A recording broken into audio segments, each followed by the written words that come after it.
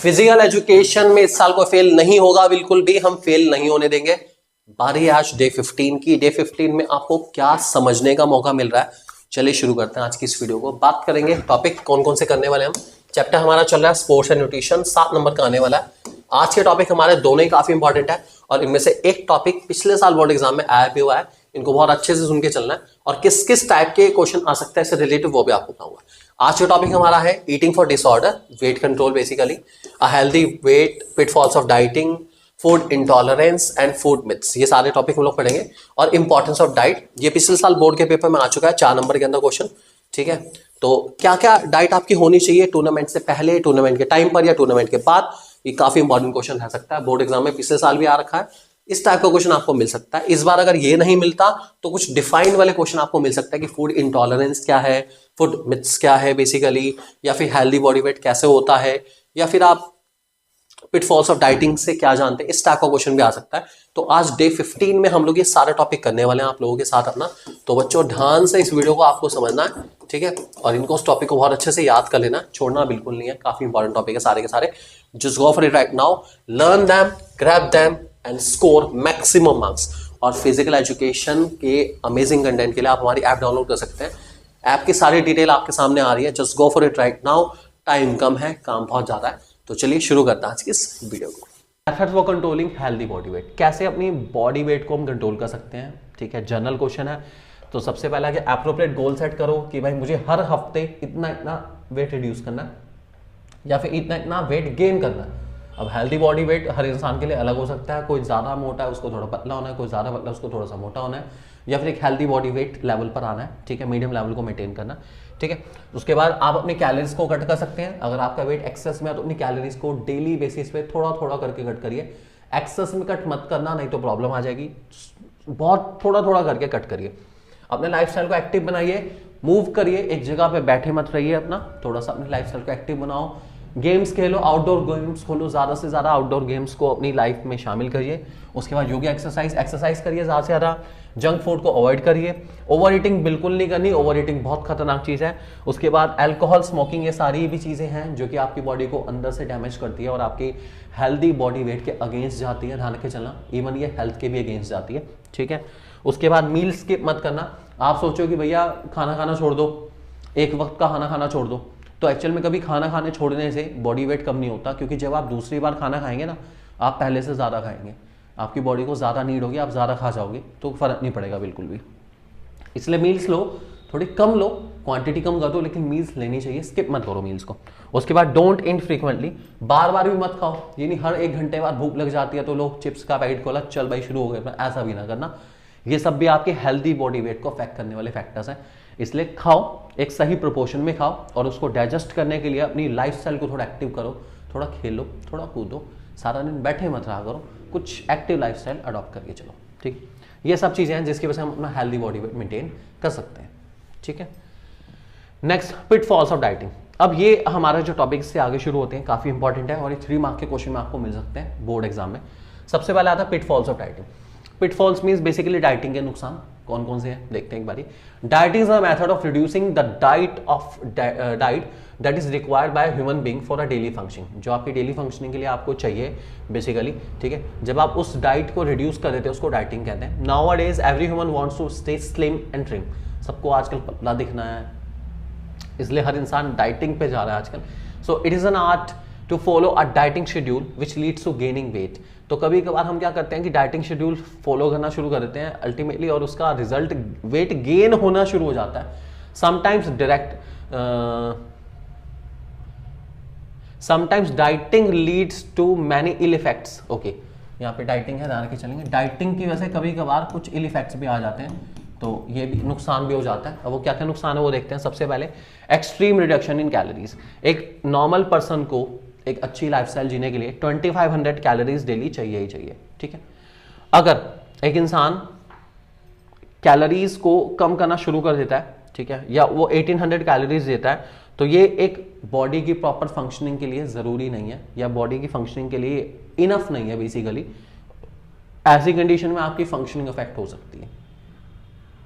तो अगर आप हद से ज़्यादा डाइटिंग करते हैं और प्रॉपर न्यूट्रिएंट नहीं ले पाते अपनी बॉडी के अंदर, प्रॉपर कैलोरीज नहीं ले पाते, तो आपकी जो डेली फंक्शनिंग है वो उतनी फ्रूटफुल नहीं रहेगी जितनी एक नॉर्मल इंसान की रहती है। मीन्स आपकी फंक्शनिंग में कुछ इफेक्ट आएगा, आप जल्दी थक जाओगे, आप सही से कंसंट्रेट नहीं कर पाओगे, ये सब दिक्कत आ सकती है। उसके बाद स्किपिंग मील। स्किपिंग मील का मतलब है कि आपने एक मील स्किप कर दी, ठीक है। जैसे it is not a good method of reducing weight as skipping one meal leads to more calorie intake in the next meal. एक आप स्किप करोगे, अगले वाली में उससे ज्यादा ले लोगे, तो अल्टीमेटली रिजल्ट क्या रहा? नथिंग। अच्छा थोड़ी ना हुआ, बेकार ही हुआ। उसके बाद intake of calories through drinking. कभी कभार कुछ लोग कहते हैं कि हम खाएंगे नहीं, हम लोग ड्रिंक के थ्रू अपना कैलोरीज पूरी कर लेंगे। ये भी अच्छा नहीं होता बिल्कुल भी। जैसे example soda, sweet juice, soft drink, इन सब से, ये सारी चीज़ें से आप एक्सरसाइज नहीं कर सकते और ये आपकी बॉडी के लिए वैसे भी खराब हैं चीज़ें। आप इन सब से कैलोरीज पूरी कर रहे हो कि आपको कुछ खाना ना पड़े, लेकिन आप पी के सारी की सारी अपना, ऑब्वियस ही बात है, अपना शुगर लेवल, ग्लूकोज लेवल तो पूरा मेंटेन कर ही रहे हो। आपका फैट इससे कम होने वाला नहीं है बिल्कुल भी। इसलिए कभी भी डाइटिंग पे ना जाओ, ठीक है। अगर आपको डाइटिंग करनी ही है तो अपनी मील्स को थोड़ा थोड़ा करके कम करो। एकदम मेजर प्रोपोर्शन में कम करोगे तो बहुत दिक्कत आ जाएगी, ठीक है। और अपनी लाइफस्टाइल को थोड़ा एक्टिव करेंगे, ध्यान रख के चलेंगे। उसके बाद है फूड इंटॉलरेंस। फूड इंटॉलरेंस एक तरीके की फूड एलर्जी है, ठीक है। कुछ इंसान में, ठीक है, कुछ ऐसे एंजाइम्स होते हैं, हमारी बॉडी में एंजाइम्स है जो हमारे फूड को डाइजेस्ट करने में हेल्प करते हैं। हर एक फूड के अलग अलग न्यूट्रिएंट के लिए अलग अलग एंजाइम है, ठीक है। कुछ लोगों में एंजाइम्स कम होने शुरू हो जाते हैं, जिसकी वजह से उनको फूड एब्जॉर्ब होना, या जो फूड बेसिकली हमारी बॉडी में डाइजेस्ट होता है वो डाइजेस्ट होना बंद हो जाता है, ठीक है। ऐसे सिचुएशन को हम लोग कह के चलते हैं फूड इंटॉलरेंस। तो ऐसे कुछ पर्टिकुलर फूड होते हैं जो कि उनकी बॉडी डाइजेस्ट नहीं कर पाती। जैसे एजिंग के साथ साथ, एज के साथ साथ भी जो फूड के हैवी मॉलिक्यूल्स हैं वो डाइजेस्ट नहीं हो पाते। कुछ इंसान जो हैं इसलिए थोड़ा लाइट फूड खाना पसंद करते हैं, कुछ दलिया, कुछ खिचड़ी, ठीक है। उन्हें लगता है स्पाइसी फूड उनकी बॉडी जो है बहुत ईजी डाइजेस्ट नहीं कर पाएगी, तो इसको कहते हैं फूड इंटॉलरेंस, ठीक है। पढ़ते हैं एक बार।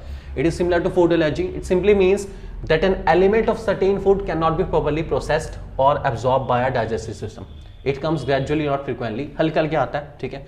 Example, some people do not eat spicy food because their stomach are not able to process और डाइजेस्ट इट। तो उन्हें लगता है स्पाइसी फूड खाने से उनका जो है स्टमक अपसेट हो जाता है, ठीक है। या तो कॉन्स्टिपेशन हो जाएंगे या फिर प्रॉब्लम आ जाएगी उनको, कुछ ना कुछ अपना, वो 2-3 दिन तक अपसेट रहेगा उनका स्टमक, तो प्रॉब्लम आती है, इसलिए वो स्पाइसी फूड नहीं खाते। इट मीन्स उनकी बॉडी के अंदर स्पाइसी फूड को डाइजेस्ट करने वाले एंजाइम्स नहीं है। और ये बहुत स्लोली आता है, ठीक है, फ्रीक्वेंटली नहीं आता। एक दिन ऐसा नहीं होता कि भाई पिछले हफ्ते तक तो ठीक चल रहा था, एकदम से इस हफ्ते हो गया, ऐसा नहीं होता। कई साल लगते हैं, लेकिन हाँ बहुत कॉमन है आज के टाइम में, ध्यान रख के चलेंगे। और इसका कॉज है lack of enzyme responsible for absorption of food element. भाई एक फूड एलिमेंट को एब्जॉर्ब करने के लिए एंजाइम है आपकी बॉडी में, वो एंजाइम मिसिंग है, इस वजह से दिक्कत आ जाती है। इन्हीं एंजाइम्स को बनाने के लिए या इन्हीं एंजाइम्स को मेंटेन करने के लिए बहुत सारी चीज़ें आती हैं बाजार में। जैसे आपने देखा होगा बहुत सारे वो चूरन के ऐड आता है, कायम चूरन, लोग खाने के बाद जल्दी डाइजेस्ट हो जाएगा फूड, ठीक है। डाइजीन, ऐसी चीज़ें आती हैं जो आपके फूड की बेसिकली डाइजेस्टिव सिस्टम को थोड़ा सा बेटर बनाए, ताकि आपकी बॉडी में एंजाइम्स रहें प्रॉपर और फूड बहुत ईजिली डाइजेस्ट हो पाए। उसके सिम्टम्स हैं, क्या क्या सिम्टम्स हैं आपके फूड इंटॉलरेंस के। कुछ पर्टिकुलर फूड खाने पर आपका स्टमक पेन रह सकता है, ठीक है। दूसरा, कुछ पर्टिकुलर फूड खाने पर वो डाइजेस्ट नहीं होता, इसलिए वॉमिटिंग रिजल्ट रह सकती है। गैस क्रैम्प आ सकते हैं आपको, ठीक है। उसके बाद हेडेक, गैस कभी कभार सिर में पहुंच जाती है हमारे, इसलिए हेडेक रह सकता है। और डार्क सर्कल या नींद भी पूरी नहीं हो पाती कभी कभी इस वजह से, और रात को इंसान बेचैन बहुत ज़्यादा रहता है। तो आपने सुना होगा, थोड़ी एजिंग के साथ ये ज़्यादा रहता है कि भाई थोड़ा हैवी खा लिया, थोड़ा स्पाइसी खा लिया, तो रात को बेचैनी सी रहती है, बहुत ज़्यादा नींद नहीं आ पाती बिल्कुल। तो ये एजिंग के साथ बहुत कॉमन रहता है। तो ये सारे हमारे, इसको हम कहते हैं फूड इंटॉलरेंस।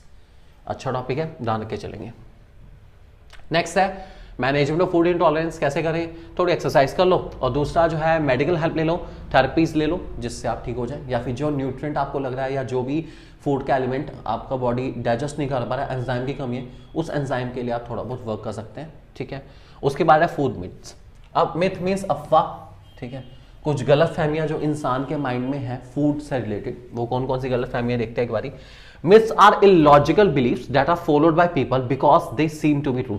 कुछ ऐसे बिलीव्स हैं जो लगता है, जो शुरू से चलते आ रहे हैं और लोग हाँ यार ये सच है, बात सही होगी, जबकि वो सही नहीं होती। वो इलॉजिकल बिलीव्स हैं, बस वो टाइम से चलते आ रहे हैं, तो हम कहते हैं चलो चलते रहने दो, ठीक है, जबकि वो ट्रू नहीं होते। इनके पीछे कोई साइंटिफिक रीजन नहीं है, बस लोग मान रहे हैं और कुछ नहीं। एग्जाम्पल है पोटैटोज मेक यू फैट, आलू खाने से इंसान मोटा हो जाता है। ये सिर्फ और सिर्फ क्या है, मिथ है, ऐसा कोई साइंटिफिक बिलीफ नहीं है। उसके बाद fat free products will help you to lose weight. Fat free product आजकल बहुत टाइम मतलब कल्चर में है, fat free product, fat free product, fat free product, और लोगों को लगता है फैट फ्री प्रोडक्ट खाने से उनका वेट कम होना शुरू हो जाएगा। ऐसा नहीं होता बिल्कुल भी। उसके बाद drinking while eating makes you fat, कि अगर हम लोग खाना खाते खाते पानी पीते रहेंगे तो ये हमारे बॉडी को फैट बना देता है। तो ऐसा नहीं है, एक्चुअली बस फर्क इतना है, अगर हम खाना खाते खाते पानी पीते हैं तो इसमें बस एक ही दिक्कत आती है कि हमारी जो डाइजेस्टिव सिस्टम है, जो फूड की डाइजेशन वाली प्रोसेस है, वो थोड़ी सी स्लो हो जाती है, बाकी कोई प्रॉब्लम नहीं इसके अंदर। उसके बाद एक्सरसाइज मेक्स यू ईट मोर, अगर आप एक्सरसाइज ज़्यादा करोगे तो आपको भूख भी ज़्यादा लगेगी, ऐसा भी कुछ नहीं है। और एक्स इंक्रीज कोलेस्ट्रॉल लेवल, ऐसा भी कुछ नहीं है। ये सारे के सारे हमारे फूड मिथ्स हैं, इनमें से 1-2 मिथ आपको आनी चाहिए एग्जाम में एग्जाम्पल देने के लिए, बाकी ज़्यादा आपको याद करने की जरूरत नहीं, सिंपल टॉपिक है, ध्यान रख के चलेंगे। उसके बाद है importance of diet in sports pre, during and post competition requirement. ठीक है, अब एक स्पोर्ट्स पर्सन को किस किस टाइप की डाइट लेनी चाहिए कंपटीशन से पहले, कंपटीशन के टाइम पर और कंपटीशन के बाद, ये आपको याद रख के चलना है। ये इंपॉर्टेंट टॉपिक है हमारा, ठीक है, तो इसको आपको अच्छे से करना पड़ेगा। सबसे पहले बिफोर कंपटीशन, ठीक है, अभी before competition we should have a diet consist of carbohydrate, high energy meal is required on a protein day of competition, glucose is needed for the best energy source diet, liquid intake should be there to prevent dehydration, a sports person should not feel hungry before competition। तो भाई competition से पहले बढ़िया diet लो, enrich diet लो, balance diet लो, जिसमें carbohydrate ज्यादा से ज्यादा हो, ठीक है, वाटर को जरूर ऐड कर देना, क्योंकि डिहाइड्रेशन ना हो जाए बिल्कुल भी। आपकी बॉडी को कंपटीशन के टाइम पर बहुत ज्यादा फंक्शनिंग करनी है, अपना पसीना भी आएगा, ठीक है, तो वाटर लेवल जो है बॉडी का वो डाउन जा सकता है, डिहाइड्रेशन हो सकता है। तो प्लीज इंश्योर कि आप वाटर लेते रहें बीच बीच में, ठीक है। प्रोटीन वाला सोर्स होना चाहिए, इट मीन सिंपल भाषा में carbohydrate and rich, protein and rich, water rich, एक बढ़िया बैलेंस डाइट लेके चलो बिफोर कॉम्पिटिशन, ठीक है। ड्यूरिंग कॉम्पिटिशन, कॉम्पिटिशन के टाइम पर आप क्या कर सकते हैं, अपने शुगर लेवल को मेंटेन करिए, इसलिए ग्लूकोज लेवल को मेंटेन करना है, और इसके लिए थोड़ा बहुत कार्बोहाइड्रेट कंपटीशन टाइम पे लेते रहें अपना। Drinking water should be given after 10 to 20 minutes, थोड़े थोड़े टाइम के बाद, ज्यादा नहीं लेकिन एक सिप पानी पीते रहना। इसलिए आपने देखा है क्रिकेट मैच में भी कुछ कुछ देर के बाद आपने देखा है बैट्समैन को, फील्डर को पानी सब लोग पीते रहते हैं, हर 10 मिनट के बाद 20 मिनट के बाद पानी पीते रहते हैं। ये नहीं कि बस प्यास लगी बहुत ज्यादा तो पूरी पूरी बॉटल पी के, ऐसा नहीं होता, एक सिप 2-2 सिप हर 5-5, 10-10 मिनट बाद लेते रहते हैं, ताकि बॉडी का डिहाइड्रेशन ना हो, बिल्कुल भी वाटर लेवल मेंटेन रहे, ग्लूकोज लेवल मेंटेन रहे, ध्यान रख के चलेंगे। उसके बाद आफ्टर कॉम्पिटिशन, कॉम्पिटिशन के बाद क्या है, this diet is very important for recovery and maintenance of energy level, water is needed for replacement and some carbohydrate should be given after 15 minutes of competition. 15 minute के बाद ही diet दी जाएगी, हाथों हाथ नहीं देनी बिल्कुल भी।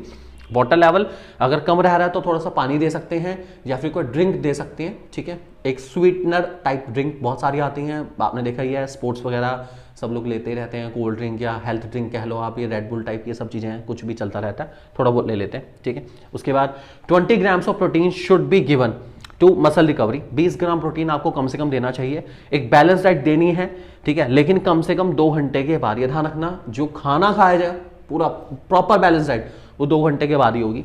ये थोड़ा बहुत कार्बोहाइड्रेट एनरिच कुछ भी फूड आइटम या ड्राई फ्रूट वगैरह 20 मिनट के बाद दे सकते हैं, कोई दिक्कत नहीं, लेकिन प्रॉपर बैलेंस डाइट जिसमें राइस है, पोटैटोस है, वेजिटेबल है, फ्रूट है, नॉन वेज जो भी है, वो सब 2 घंटे के बाद ही दिया जाएगा कंपटीशन के, हाथ तो हाथ नहीं देना। ये नहीं कि भाई आया खेल के चल भाई ये ले खाना खा ले, नहीं, प्रॉपरली पहले बॉडी को नॉर्मल होने दो, एनर्जी लेवल को थोड़ा सा रिलैक्स होने दो, उसके बाद ही खाना देंगे, ऐसे नहीं देना बिल्कुल भी, ध्यान रख के चलेंगे इस बात को। ये इंपॉर्टेंट टॉपिक है, आपको अच्छे से करके चलना पड़ेगा। तो इसी के साथ हमारा ये चैप्टर हुआ ओवर, ठीक है। आई जस्ट होप चैप्टर आपको क्लियर हो गया होगा, काफ़ी इंपॉर्टेंट चैप्टर है, 7 मार्क्स के अंदर ये वाला हमारा। इसमें जो सबसे इंपॉर्टेंट टॉपिक है तो यही है हमारा, जो कि लास्ट में आया है। इसके अलावा ये जो 3-4 डेफिनेशन है हमारी, फूड मिथ, फूड इंटॉलरेंस, ये इंपॉर्टेंट है हमारे, पिटफॉल ऑफ डाइटिंग इंपॉर्टेंट है, इनको आपको अच्छे से करके चलना पड़ेगा, ठीक है। और न्यूट्रिटिव नॉन न्यूट्रिटिव कंपोनेंट वैसे दोनों इंपॉर्टेंट है। नॉन न्यूट्रिटिव आप कोई से 2 कर लो, 3 कर लो मैक्सिमम। न्यूट्रिटिव वाले में आपका पिछली बार भी एग्जाम में कार्बोहाइड्रेट के ऊपर क्वेश्चन आ चुका है, अलग अलग फिजिकल के सेट हैं तो इसमें कार्बोहाइड्रेट के ऊपर क्वेश्चन आ चुका है पिछली बार भी, तो आपको अच्छे से पता होना चाहिए कौन कौन से आपके न्यूट्रिटिव कंपोनेंट है डाइट के, ये आपके लिए बहुत ज़रूरी भी है और आपको बहुत अच्छे मार्क्स दिला भी सकते हैं। So just prepare well this chapter. Thank you very much.